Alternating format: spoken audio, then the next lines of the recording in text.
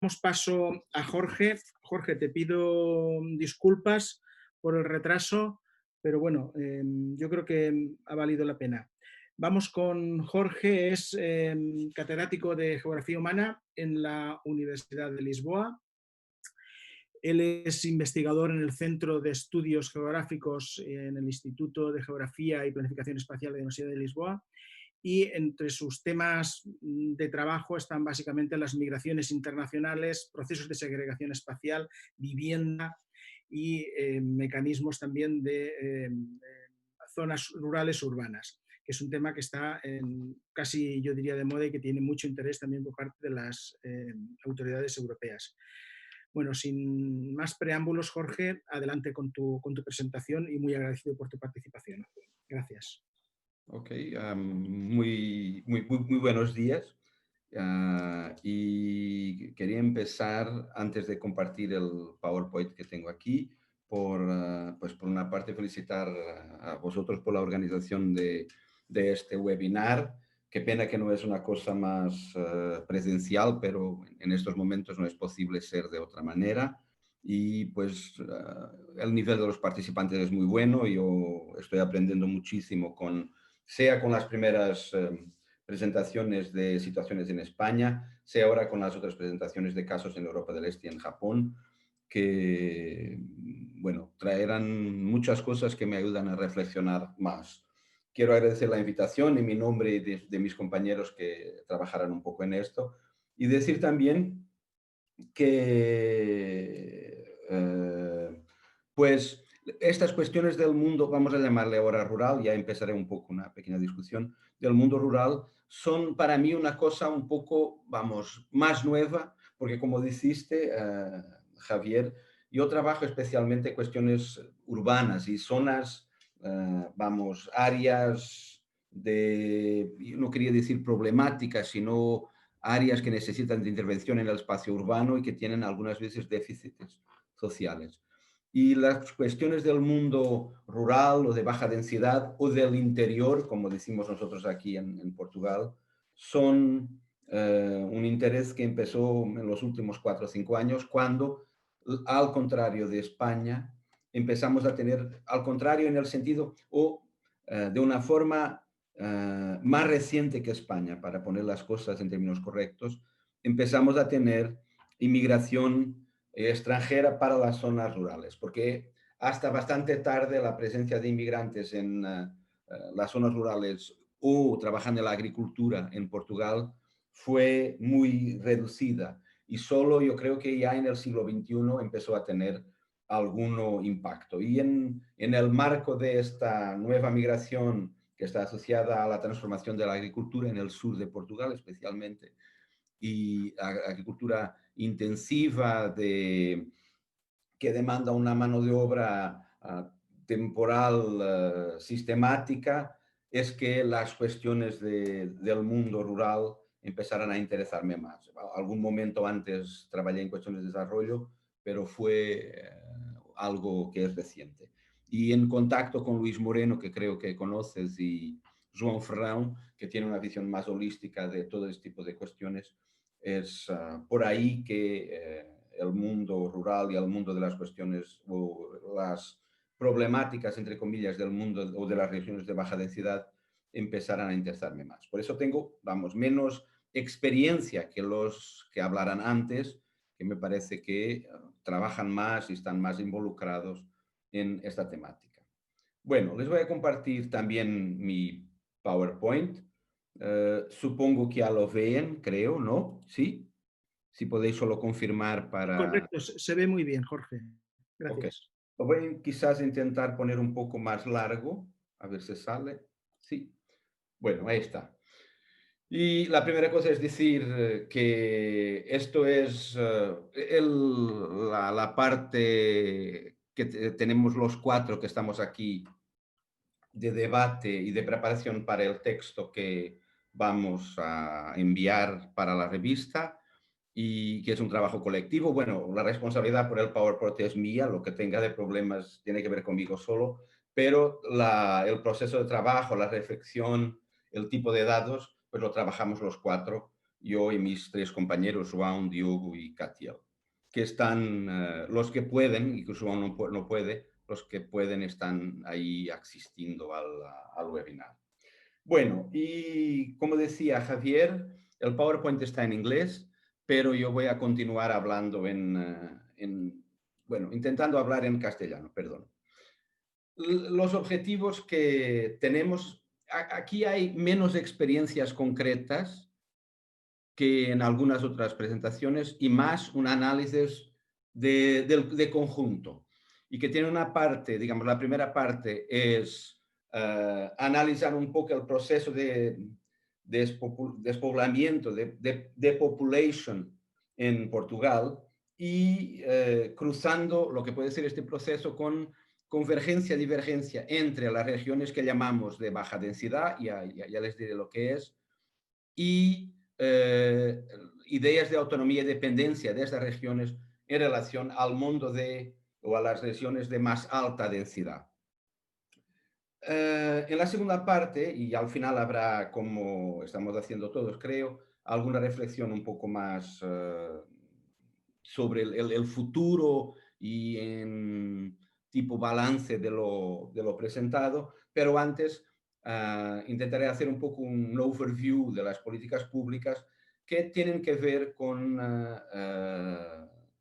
los procesos de depopulation y de actuar en cuestiones de desarrollo de las regiones, de los municipios de baja densidad. La unidad municipal es la que está aquí, pero no hablaré mucho de municipios específicamente y mismo de regiones, sino en algún caso particular, pero la mayoría de la presentación hará, como en otras que escuché antes, un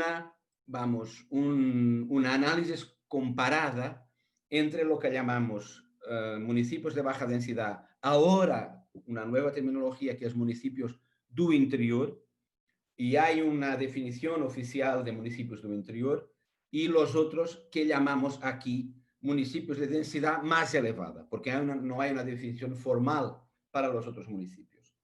Y nos interesa especialmente el periodo posterior a la adhesión de Portugal y de España a la Unión Europea, pero alguna vez iremos atrás, porque hay procesos que empezarán antes, para entender que la depopulación en Portugal empezó antes de los 80 y de hecho mismo antes de la democracia en 74.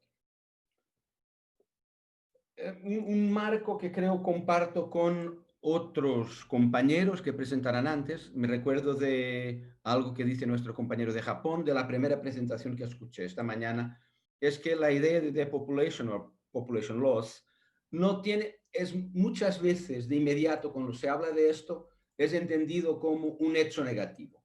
Es algo que significa inevitablemente declinio y incapacidad de los territorios y de las gentes. Pues como otros ya hablaran, nuestra perspectiva es que el proceso no tiene que ser necesariamente negativo. La pérdida de población, cuando ayuda a un equilibrio, de una manera simplificada, mejor entre gente y recursos, y cuando está asociada a un proceso de calificación de distintos tipos y de una vida social y cultural más intensa, más rica y con una capacidad mayor de participación de la gente en sus destinos, puede ser algo positivo. Lo que pensamos también es que se es muy intenso y muy continuos, y creo que muy continuado, perdón, y creo que el relato de Japón, que lo tiene desde hace más tiempo que nosotros aquí en Iberia, es muy ilustrativo a ese respecto, que cuando es muy intenso y muy continuo, este proceso de declinio y de envejecimiento, que es la otra parte de la pérdida de población y envejecimiento, son, digamos, los dos componentes fuertes de la parte demográfica de la depopulation. Cuando esto es intenso y continuo, entonces sí entramos en un proceso que puede ser negativo. Pues si hay un ajuste y un cambio en los procesos que ocurren en las regiones de baja densidad, cuando hay pérdida de población en términos sociales, culturales, mismo económicos, podremos tener ventajas también en limitar las externalidades negativas que pasan especialmente en las zonas urbanas y que no llegan aquí. Hay toda una componente de mejor calidad, porque en muchos casos, no siempre, la componente del medio ambiente es más positiva. No que la agricultura, especialmente algunos tipos de agricultura, no sean muy negativos para el ambiente, pero en otras partes podemos tener una valoración de elementos más positivos y un proceso de reconstrucción. En estos casos, lo que se asume es que podremos generar espacios más sostenibles en términos sociales y también ambientales. Creemos que se puede identificar una especie de limiar de sostenibilidad, esta palabra que se utiliza hoy mucho. Y cuando el declinio es muy profundo, la pérdida de población es extrema y el envejecimiento está asociado a una dependencia de un número cada vez más reducido de gente, y que hay una incapacidad para generar riqueza. Riqueza no tiene que ser en el sentido más capitalista del término y meramente en el sentido financiero, sino en un sentido más amplio. Cuando hay incapacidad de generar riqueza e innovación y hay una degradación progresiva de los sitios, de las regiones, por ausencia de gente y de utilización, lo que, por ejemplo, tiene consecuencias al nivel, ya lo vimos aquí, lo conocemos bien en Portugal y creo que en España también, que el abandono de los sitios tiene una asociación al crecimiento, por ejemplo, de los incendios forestales, de los fuegos forestales, y eso es también un resultado de la pérdida de uso y de la pérdida de gente en los sitios. Y al final lo que tenemos es un proceso de aislamiento de las regiones, y en este caso abandono y dependencia son un resultado más negativo y se generan espacios no sostenibles. Por eso, depopulation puede ser un proceso con potencialidades, y ya lo demostraron muy bien en las primeras presentaciones aquí, pero puede ser un proceso también con componentes negativos. Bueno, esto es, yo creo, un poco lo típico de los académicos. La metodología es bastante cuantitativa. Son datos que utilizamos y que vienen de las estadísticas oficiales varias. Hay un trabajo cartográfico. Lo que me interesa aquí es que comparamos esta parte que está en rojo, que esa debería estar en verde, que está en rojo y que son lo que clasificamos en Portugal como territorios de baja densidad. Toda la frontera con las regiones españolas, las comunidades, con la excepción del municipio de Camiña y de un otro municipio aquí en Miño, es clasificada como territorio de baja densidad.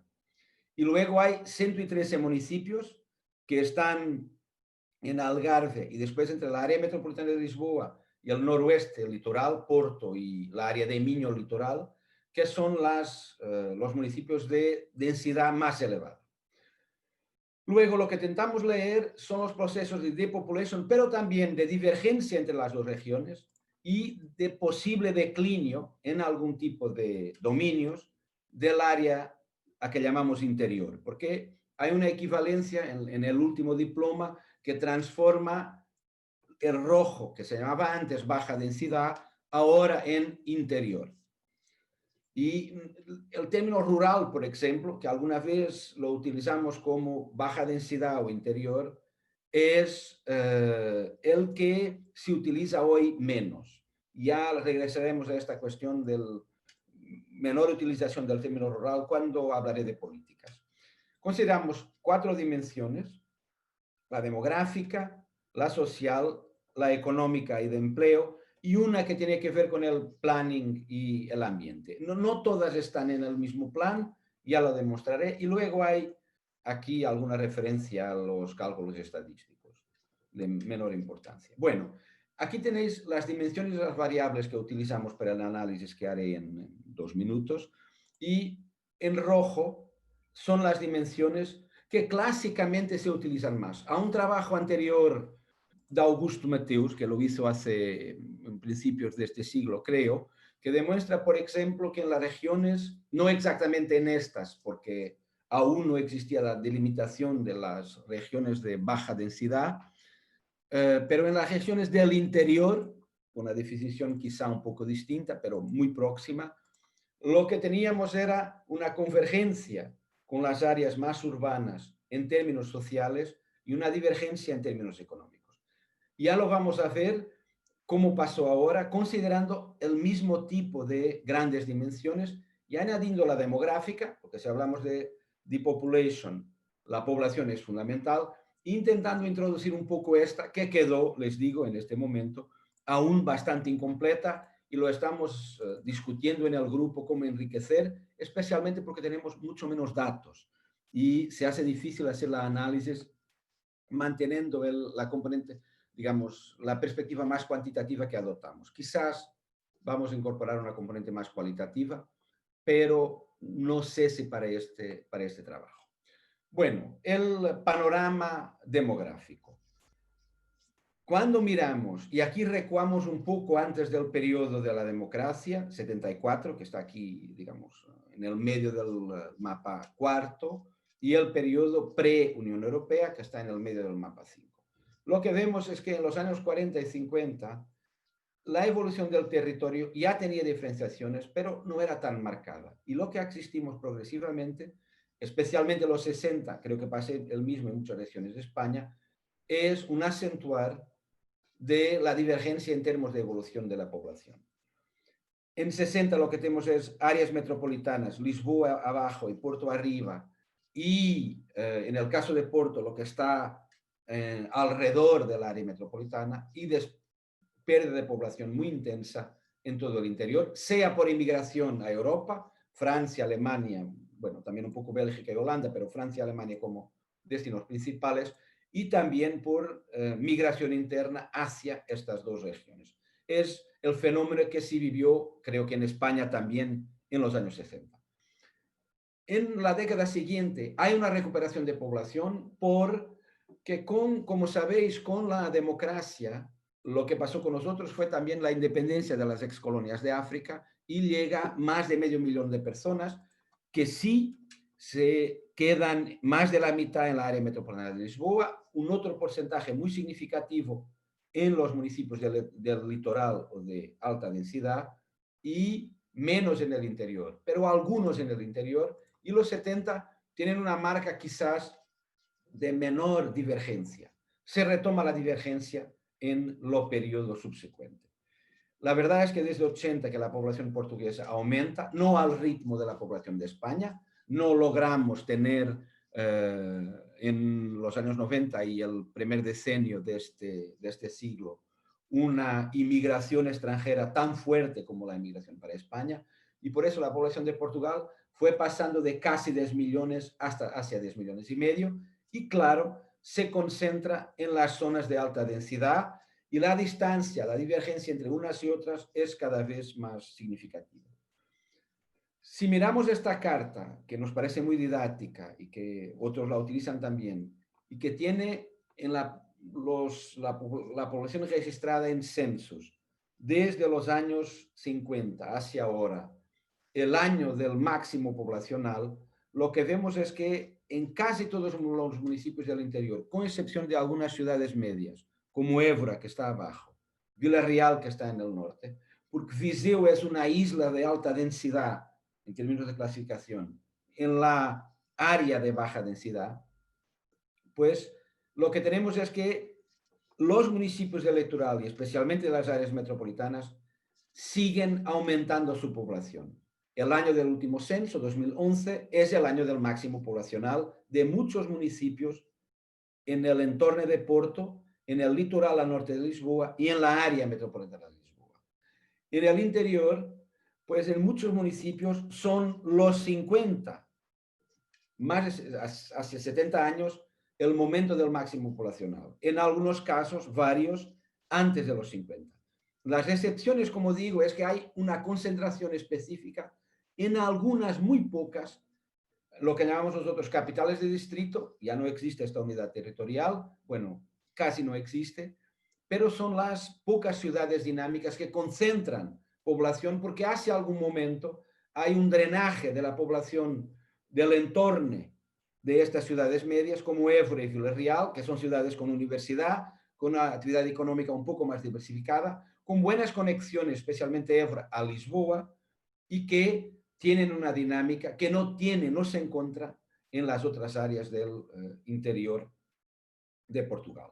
Este gráfico también es muy didáctico. En amarillo tenemos los municipios de alta densidad y lo que vemos es el pico en los años 50 y en completa oposición tenemos los municipios de alta intensidad con el pico en el último censo. Y no deberá haber muchos cambios cuando tenemos en el próximo censo del 2011. La otra dimensión demográfica es el envejecimiento. Y lo que tenemos es también un progresivo incremento del gap entre los dos conjuntos de municipios. Si miramos este gráfico, el azul tiene la baja densidad, el naranja la alta densidad, y lo que vemos es que el índice de envejecimiento, el clásico, en las zonas de baja densidad se aparta progresivamente más del promedio de las zonas de elevada densidad. Por eso, en términos demográficos estrictos, y no hay aquí una interpretación negativa estricta, hay una significativa pérdida de población a lo largo de todo el periodo post-adhesión de la comunidad, que ya venía detrás, y un proceso de intensificación del envejecimiento general en el país. No somos tan envejecidos como Japón, pero somos uno de los países ya más envejecidos del mundo, estaremos en los 15 más, y es en la región, los municipios de baja intensidad que se concentra este envejecimiento. Por eso, en términos demográficos, estamos en una situación de pérdida, entre comillas. ¿Qué pasó? Si pasamos de este panorama demográfico a lo que pasó efectivamente en términos, por ejemplo, sociales. El indicador de la mortalidad infantil es un indicador en principio muy positivo, porque en los 80 teníamos una situación mucho peor de las regiones de baja densidad. Hay un progreso en todo el país entre el 81 y el 2001 para números de país desarrollado muy bajos, y hay una convergencia. Como vemos, en 2001 el valor era un poco mejor en las áreas de baja densidad. Lo que es interesante es que la evolución en este ciclo, claro que aquí los números son muy bajos, nacen pocos niños en el interior, hay que relativizar, pero la tendencia es de inversión. El interior está un poco peor que el litoral en el 2019. Y de hecho el valor es quizás un poco más elevado. Podemos decir que es un fruto de los pocos nacimientos y de una u otra muerte de niños en el interior, que tiene un impacto muy fuerte una vez que hablamos de valores absolutos bajos. Puede ser que sea así, pero la verdad es que no hay evolución positiva en los últimos decenios, especialmente en este decenio en que estamos, y hay una evolución en que el litoral se queda un poco mejor. Y lo que pasa es que no es tanto un acaso, porque lo que pasó, y ya hablaremos en un momento en las políticas, lo que pasó fue, como en otros países, una lógica de optimización de servicios con cierre de centros de salud, escuelas primarias, correos, especialmente en fines del siglo pasado, en los últimos años, y especialmente en el principio de en las regiones del interior de Portugal. El resultado no fue, digamos, no peoró mucho el número de residentes por centro de salud, pero aumentó un poquito. Y lo que es significativo es, no se olviden que hay pérdida de población en las regiones de baja densidad. Y mismo con pérdida de población, el número de utentes en cada centro de salud es ahora más que era en el 2001. Se puede decir, bueno, es mucho menos que en las zonas urbanas. Es verdad, pero en este caso, si el afastamiento, el gap entre las zonas de más alta densidad y más baja densidad es un hecho positivo, porque tenemos el recurso utilizado por menos gente y es positivo por las zonas de baja densidad, la verdad es que en términos absolutos la situación no es mejor porque hay más gente utilizando los centros de salud.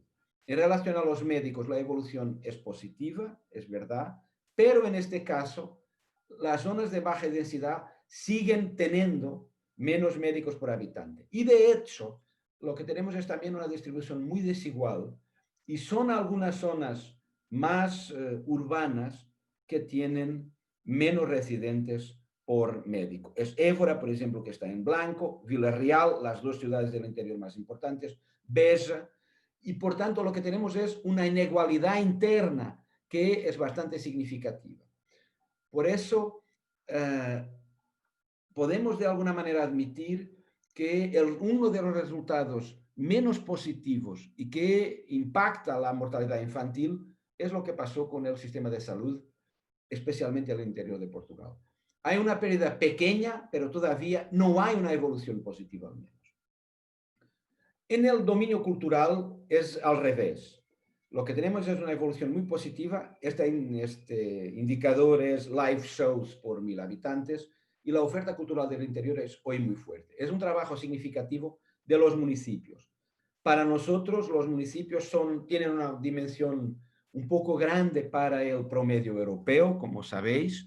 Tenemos municipios, creo que apenas Suecia tiene municipios con una dimensión similar a la de nosotros. Son las reformas del siglo XIX y la tradición municipal en Portugal es muy fuerte. No tenemos poder regional, sino en Azores y Madeira, que no están en nuestro análisis, y los municipios son una unidad muy fuerte. De hecho, y al contrario de Japón, por ejemplo, si en el marco del Memorando of Understanding con la Troika en el periodo de la crisis, no en la crisis pandémica, sino la crisis de la deuda y del austericidio en el principio de este decenio, hasta el 2012, entre 2009 y 2012, estaba escrito que se haría una disminución de los municipios, especialmente, claro, reduciendo los municipios a donde las pérdidas de población son más grandes que están en el interior.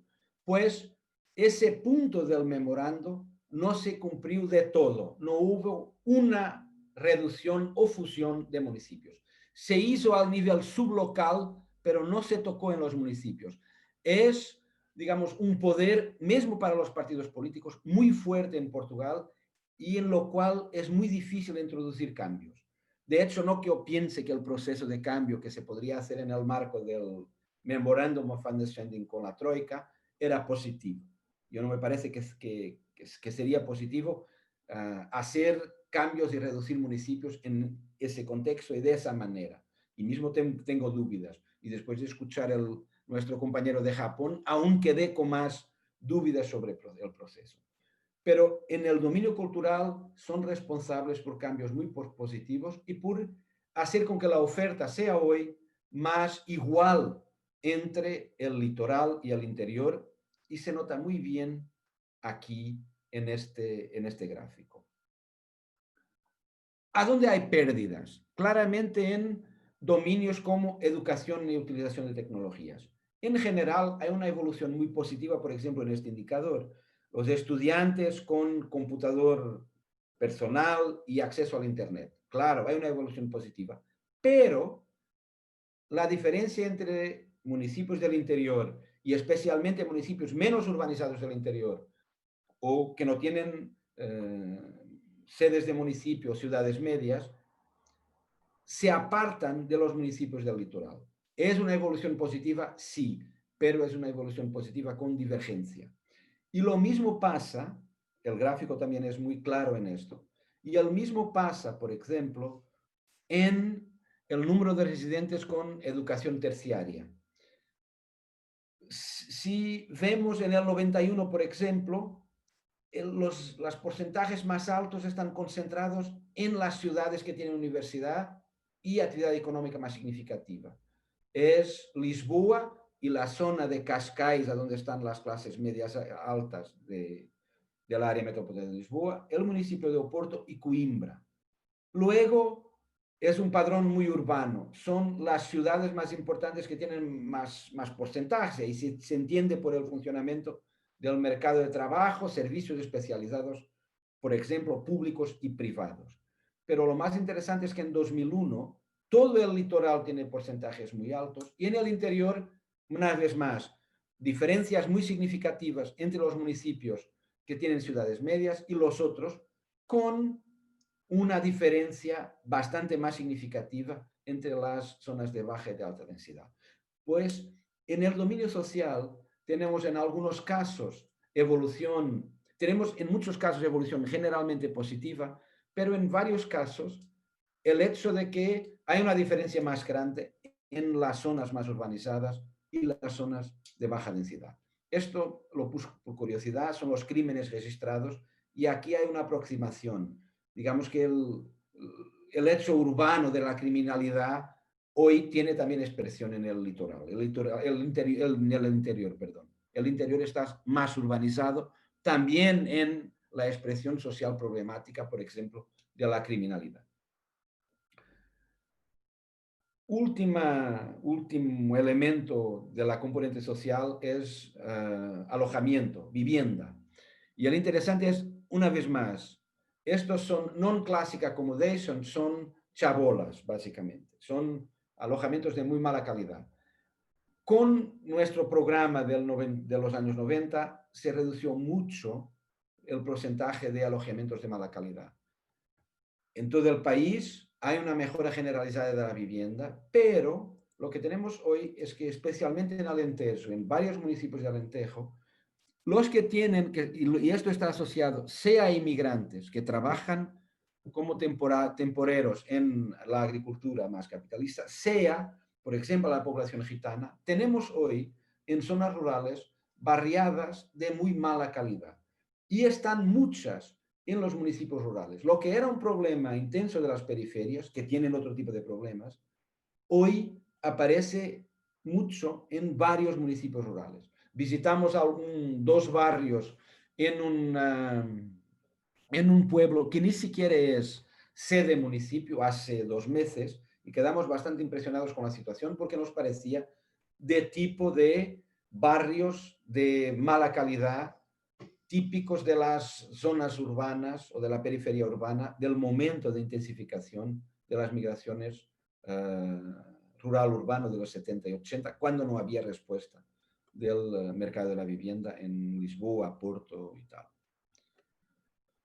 Bueno, entrando un poco en la dimensión económica, lo que vemos es, distinguiendo en el terciario social y el terciario económico, lo que vemos es, y aquí lo que tenemos está, si miramos el promedio del espacio de alta densidad, en el terciario social tenemos, como era de esperar, un porcentaje menor.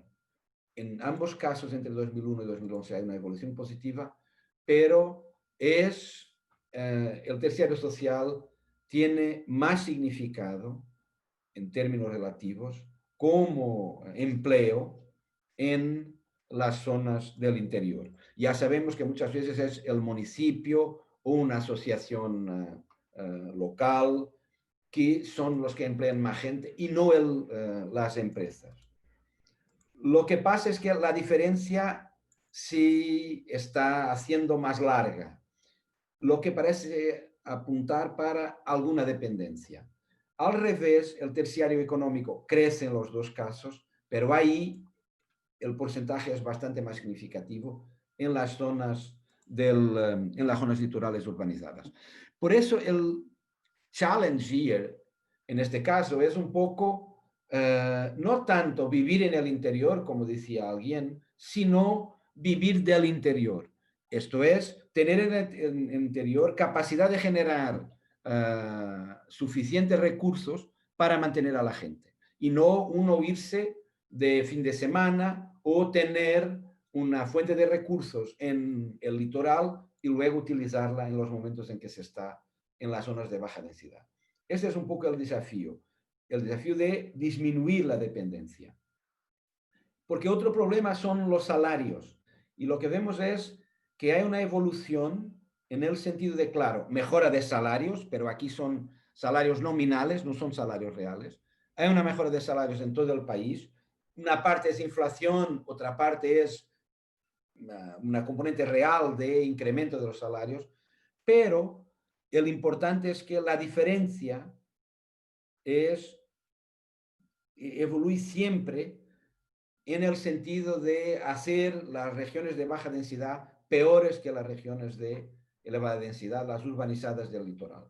Hay una estabilización en los últimos 10 años, pero no hay ninguna mejora, lo que significa que trabajar en las zonas del interior significa ganar un poco menos. Claro que se puede decir, como esto es un salario medio, la gente es menos calificada, luego los salarios son más bajos.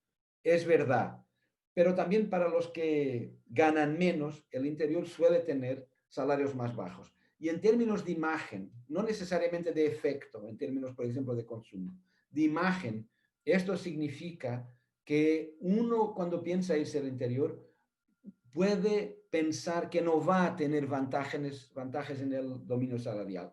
Mismo que en algunos casos, como para los médicos, por ejemplo, exista una majoración si hay fixación en los hospitales del interior del país que tienen menos personal. Y estoy llegando al final de la parte descriptiva. Estas son las empresas y es un otro problema, es que en los últimos años la tasa de sobrevivencia de empresas después de 12 meses es elevada, pero se redució. Y esto es antes de la pandemia. Y lo que pasó es que se redució en el interior y se incrementó un poquito en el litoral. Y de aquí aparece este problema de la capacidad de generación y de manutención del tejido económico local. Porque también en términos de la productividad del trabajo, él es más baja en el interior y la diferencia se hace un poco más significativa. Bueno, para no tardar mucho, apenas una interpretación de este análisis descriptivo que hice hace poco. Considerando las 4 dimensiones, la última solo tiene el slide anterior, lo que pensamos en términos de evolución absoluta, que es esta idea de improvement o decline, mejora o peora en términos absolutos. Luego la evolución relativa, convergencia o divergencia en relación a la zona litoral y dependencia, digamos que en un marco de despoblación, porque hay, como vimos, reducción continua y envejecimiento más significativo a lo largo de los, y no reversible en los últimos años en las regiones del interior, lo que tenemos es, mirando las dimensiones sociales, en términos absolutos, hay una evolución positiva. Los indicadores sociales nos dicen que la población de las regiones de baja densidad tiene mejores condiciones hoy y las están teniendo progresivamente mejor, excepto en los últimos años. Como vimos, por ejemplo, en relación a la salud, hay indicadores que dicen que quizás ahora no sigue el proceso de mejora progresiva que conocimos en los últimos 20 años o 25 del siglo pasado o mismo al inicio de este siglo. Por eso hay señales de que mismo en el marco social hay algo que no parece ser completamente favorable en términos a evolución global positiva y a convergencia. Porque por una parte hay dominios de evolución positiva y convergencia del interior en relación al litoral, como en el dominio cultural, uno u otro indicador de salud, en los dominios de la educación, de la tecnología, mismo de la vivienda, especialmente en los últimos años, hay señales de que la evolución no es tan positiva y que la diferencia se está haciendo más larga. No, digamos que no hay mucha dependencia en este dominio, no lo analizamos suficientemente. En el dominio económico, la evolución en los últimos años no parece ser muy positiva y claramente lo que hay es divergencia. Vivir del interior parece ser o continúa siendo para mucha gente, y mismo con la variedad de situaciones que tenemos, parece ser difícil y quizás un poco más difícil que a finales del siglo pasado. Y aquí sí, en el dominio económico, la dependencia parece clara. En el dominio ambiental, la evolución absoluta, los datos no son suficientemente claros. Hay divergencia y quizás es una divergencia positiva en algunas cosas. ¿Qué hicieran las políticas? Digamos que el panorama para nosotros tiene elementos muy interesantes, pero estructuralmente no parece ser muy favorable. Perdón por la densidad de los slides, son los últimos y no son muy... en fin, y son relativamente pocos. Si tomamos como marco la adhesión a la Unión Europea y este periodo inicial de 6-7 años, lo que tenemos es, en términos nacionales, una ausencia de política de desarrollo de las áreas rurales.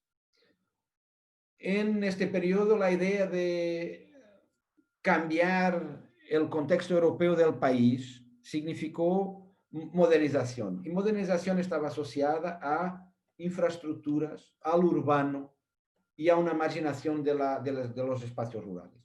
Por eso, en lo rural, en este momento, no tenía un protagonismo fuerte. De hecho, también no existían políticas rurales muy significativas o políticas para el mundo rural. El dominio eran las políticas agrícolas, especialmente en el marco de la política agrícola común, como sabéis. Y las políticas agrícolas están sobre la política de desarrollo rural, especialmente el pilar 1, el antiguo pilar 1, de mercados y precios, de manutención de los precios de los productos, indirectamente puede tener algún efecto sobre el desarrollo de las zonas de baja densidad, pero no era una política para el mundo rural de manera integrada, especialmente porque el pilar 2 de la política agrícola tenía mucho menos peso y mucho menos recursos. En la componente regional, lo que teníamos era una disputa por los fondos estructurales. Esto marcó y sigue marcando muy de lo que podemos llamar la base de las políticas en Portugal. Es la idea de acceder y responder a lo que exige la Unión Europea para acceder a fondos estructurales. En este caso, el Fondo Europeo de Desarrollo Regional en este periodo y el Fondo Social Europeo. Y también en este caso, el desarrollo rural están un poco marginado en el contexto de las políticas generales de desarrollo regional. Porque especialmente en países como Portugal, las especificidades del mundo rural en este momento no eran muy consideradas. Y además, políticas como las políticas agrícolas tenían mucho más en cuenta los intereses de los grandes propietarios de que los intereses de pequeños propietarios o de algunos jóvenes que estaban empezando en zonas que son también de baja densidad, pero zonas de pequeña propiedad y que necesitan de otro tipo de aproximación, de otro tipo de medidas que no eran muy consideradas en este periodo. Los principales protagonistas, que van a continuar a hacerlo en los periodos siguientes del desarrollo de las zonas rurales, son los municipios.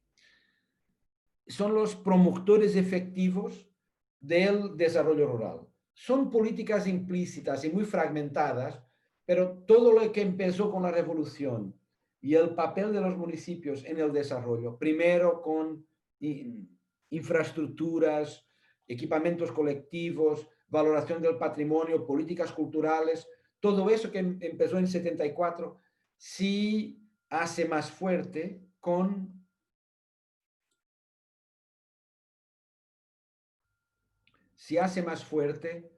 con la posibilidad de tener acceso a fondos europeos, por ejemplo.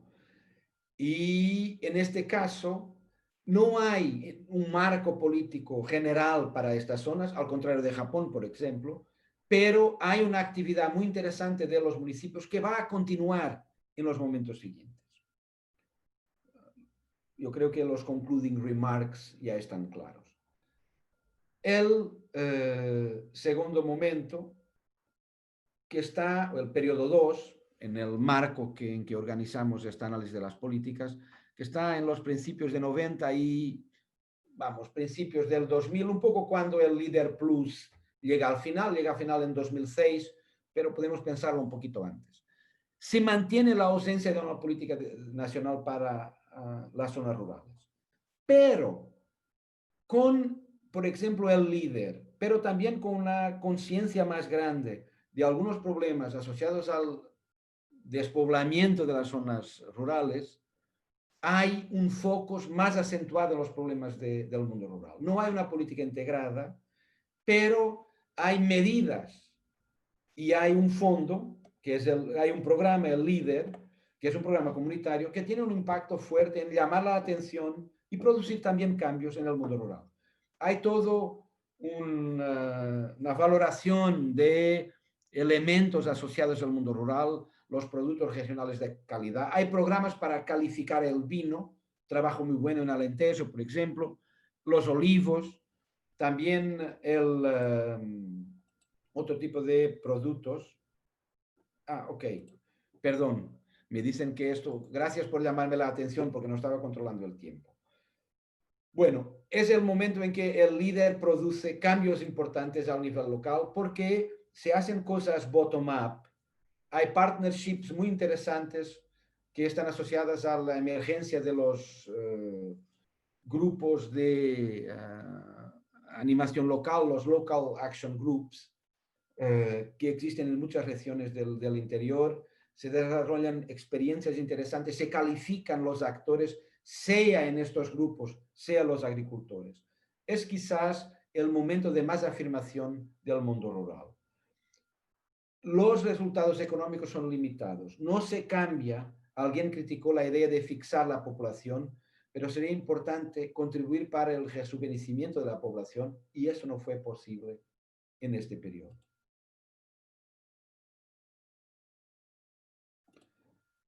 Finalmente, llegamos al 2000.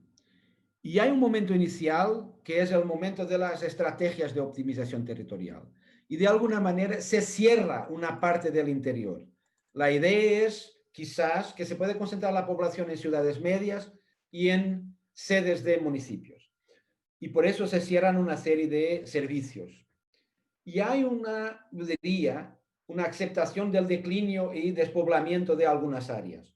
Pues él es un poco el corolario de la ausencia de políticas y de alguna marginación del interior, con excepción de las ciudades medias y de sedes de municipios. Pero estas estrategias de optimización en algunos casos llegan a sedes de municipios pequeñas. Esto cambia en los últimos 4 o 5 años. Y en los últimos 4 o 5 años sale finalmente una política nacional para valorización del interior. Interior que es equivalente a áreas de baja densidad, inicialmente. Hay un esfuerzo para crear una política integrada de desarrollo del interior, que un estudio del 2015 con un equipo de misión, programa en 2016, cambio 2018, cambio 2020. Lo que pasa es que el programa es muy interesante, pero como alguien habló, creo, para el caso español, pues dispara en todas las direcciones. Y así es más difícil porque los recursos para cada una son bajos. El hecho de que se introducen cambios 2 veces en 4 años es demostrativo de lo que se pasa. Hay un análisis que dice que se cumplieron 80% de las medidas en el 2018, una evaluación, pero el impacto no lo sabemos. Realizar las cosas es algo, es una cosa, la otra cosa es ver el impacto de esas medidas. Pero es positivo que se intente esta visión, mismo con estas limitaciones. En el términos regionales, ¿qué pasa? Y estoy llegando al final. Por una parte, sigue siendo fundamental la actividad, la acción de los municipios. Ahora, en coordinación con otros actores como las universidades del interior o las regiones de turismo, por ejemplo. Varias veces con partnerships y hay experiencias muy interesantes en varios municipios desde principios del siglo para intentar atraer migrantes, para intentar atraer empresas, para instalar zonas, niños de empresas más modernas y de inversión.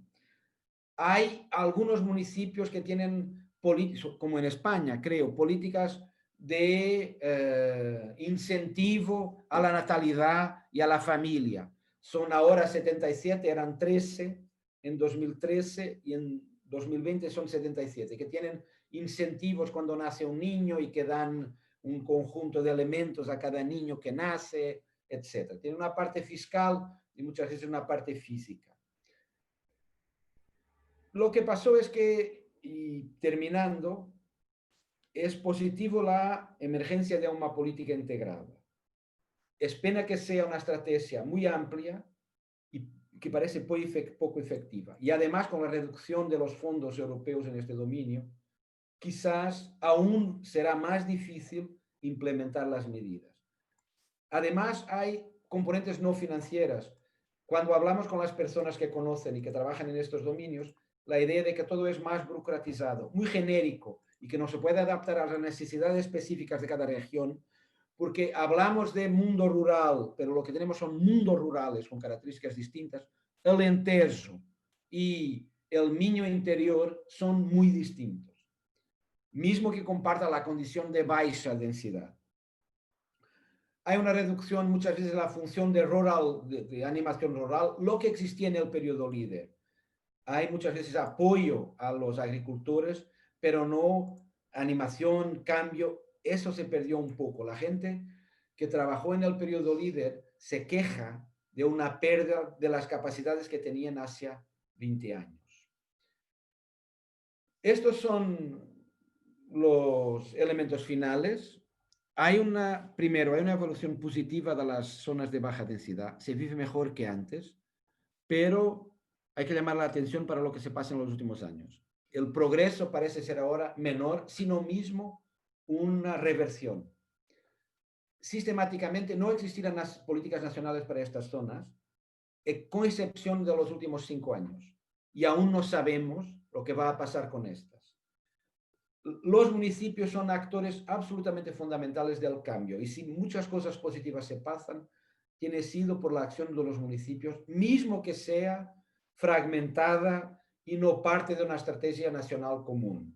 Pero hay una miríade de ejemplos de iniciativas muy buenas. El problema tiene mucho que ver con la ausencia de integración operacional, institucional, estratégica, como vemos aquí, sin entrar en detalles.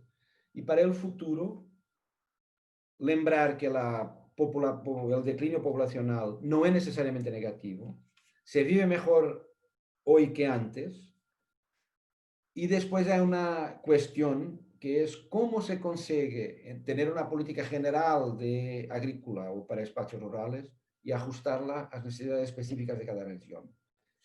Y se discute ahora en la Unión Europea la nueva agenda para este tipo de regiones. Y la cuestión es cómo integrar estos mantras del nuevo discurso, Decarb, Action for Climate, Ecosystem Services, Regenerative Agriculture, etc., en la nueva agenda del mundo rural. Gracias y perdón por haber tardado un poco más.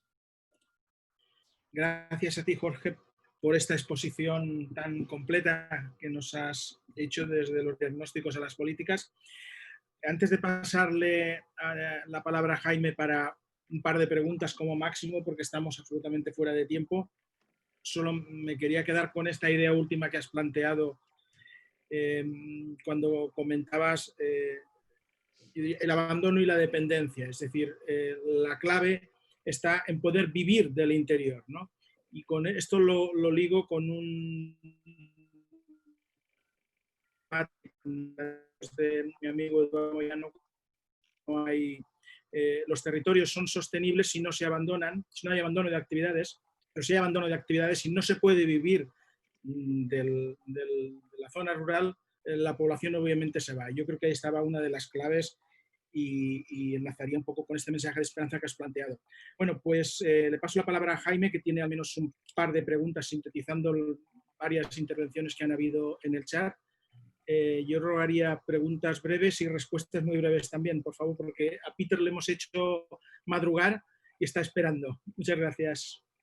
Muy bien, gracias Javier, gracias Jorge por tu presentación. Pues sí, ha habido varias intervenciones, sobre todo en la parte final de tu presentación, y que hacen mención, por ejemplo, a alguna reflexión sobre que en Portugal, digamos, la entrada de Portugal en la Unión Europea no supuso un gran cambio, sino que han sido aspectos más recientes.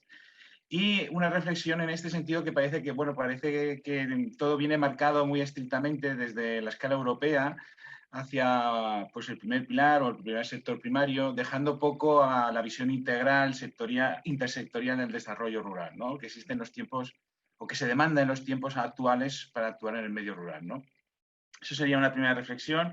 Si quieres luego apuntar a algo sobre si la compartes o no. Y hay dos preguntas concretas. La primera es, ¿qué opciones hay qué ves tú en el nuevo periodo de programación 21-27? Si, por ejemplo, se podría vincular un porcentaje de los fondos a los municipios de interior o de antigua baja densidad que has comentado. Y en relación a las cuestiones más actuales vinculadas a la pandemia, si crees que bueno, pues, la pandemia va a generar algún tipo de impacto concreto en la disponibilidad de recursos que tienen los municipios rurales. Gracias, muy rápido, porque además ya llevé un poco de tiempo, demasiado tiempo. La primera cosa es en relación a las políticas portuguesas para las zonas interiores. Y también podríamos hablar, por ejemplo, del Interreg, que indirectamente no era un programa específico para espacios de baja densidad, pero como la frontera entre Portugal y España es toda de baja densidad, fue también un instrumento. Y con esto quiero decir que la política para el interior del país, hacia muy recientemente, yo creo que fue claramente marcada por la agenda europea. Y Portugal lo que hizo fue responder en larga medida a las oportunidades que venían de Europa. Y en este sentido, a nivel, el gobierno lo hizo y también los municipios, porque no tenemos poder regional.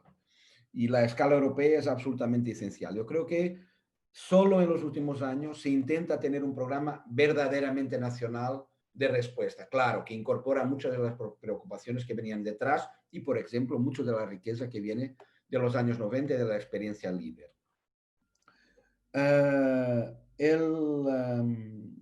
La segunda cuestión es que yo creo que la idea de rural, que es más compleja que apenas agricultura, es mundo rural, una integración de actividades, de servicios, etcétera, se hizo más presente con el avance del tiempo. En los 80, inicios de 90, la idea de políticas para el interior y para el mundo rural estaban muy subsumidas en las políticas agrícolas. Yo creo que en ese momento sí se va avanzando la diversificación con turismo, transformación de los productos locales, etcétera. Hay un cambio en el sentido de las actividades rurales, pero lo que encontramos aún hoy en algún tipo de apuestas para el interior son cosas sectoriales que algunas veces no integran completamente el hecho de conexión, por ejemplo, entre agricultura y servicios, o floresta y servicios para la floresta. Y creo que en la floresta es aún más nítido. Hay un programa de apoyo a las florestas, pero no hay algunas veces la convicción de que la floresta tiene que tener también una componente fuerte de servicios y actividad, que la floresta sería la ocupación más adecuada a la ausencia de población, pero no tiene que ser así.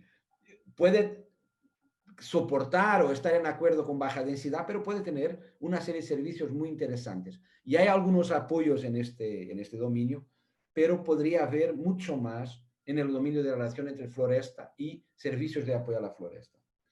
Última cuestión, la pandemia. La pandemia, yo creo que, pensando como geógrafo, nos plantea muchas dudas. A mí al menos me plantea muchas dudas, porque uno piensa, primero, que pueden existir otras pandemias en el futuro. Cuando escuchamos a la gente hablar y médicos, que esto no es caso aislado y que vamos a tener otras en un corto plazo, no tendremos que esperar 100 años como pasó ahora. Y con la utilización de estas nuevas tecnologías que nos permiten estar haciendo esto, y con el hecho de que las pandemias tienen que ver con el hecho de que somos seres sociales, gregarios, vivimos juntos en la ciudad. Y cuando la gente piensa, bueno, si estamos un poco más apartados, el contagio puede ser menor. Y en ese sentido, vamos escuchando, yo solo escucho de la prensa, de la televisión, que ahora hay más gente buscando casa en periferias urbanas menos densas o mismo en zonas rurales. Quizás tendremos también aquí un incentivo a un cambio que eleve a alguna gente a salir de las zonas urbanas más densas e ir para zonas rurales, intentando beneficiar no apenas de las nuevas tecnologías de información, pero de la experiencia práctica de que efectivamente pueden ser utilizadas en el empleo. Y en ese sentido, quedaremos en una situación compleja que es, quizás no es exactamente vivir del interior, pero cómo los servicios pueden ser una actividad que se hace a la distancia, no necesariamente con recursos específicos del sitio, sino con recursos de nuestra cabeza, pero lo podemos hacer como estoy haciendo yo aquí en Lisboa y vosotros en Valencia, pero con una buena conexión lo puedo hacer en Barrancos, en la frontera entre España y Portugal. Por eso yo creo que hay muchos puntos de interrogación, pero quizás hay una oportunidad en este momento de que no, yo creo que no se va a revertir el proceso, pero que puede haber una oportunidad de que en el dominio poblacional y en la capacidad de desarrollar trabajo a la distancia de una manera más efectiva, se pueda hacer más cosas desde el interior. Yo creo que esta es una posibilidad y que hay una oportunidad en este sentido. Pues muy bien, muchas gracias, Jorge. Javier. Sí, sí, vale, pues continuamos. Bueno, mientras Peter se prepara, gracias, Jorge.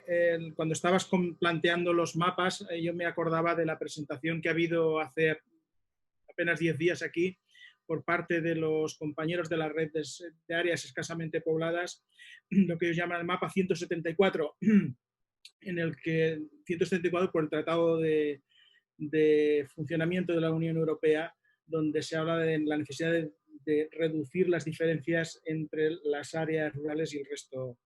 Entonces, es un mapa que pretende ser operativo. Y entonces yo, viendo tus diferentes combinaciones, me planteaba hasta qué punto y en qué medida, probablemente que eso debe ser un objetivo, hacer operativo todo eso con un instrumento como aquí han presentado los colegas de la red de áreas escasamente pobladas, y que sería muy interesante que todo esto les llegase a los tomadores de decisiones y lo utilizasen de manera efectiva. Bueno, pues dicho lo cual.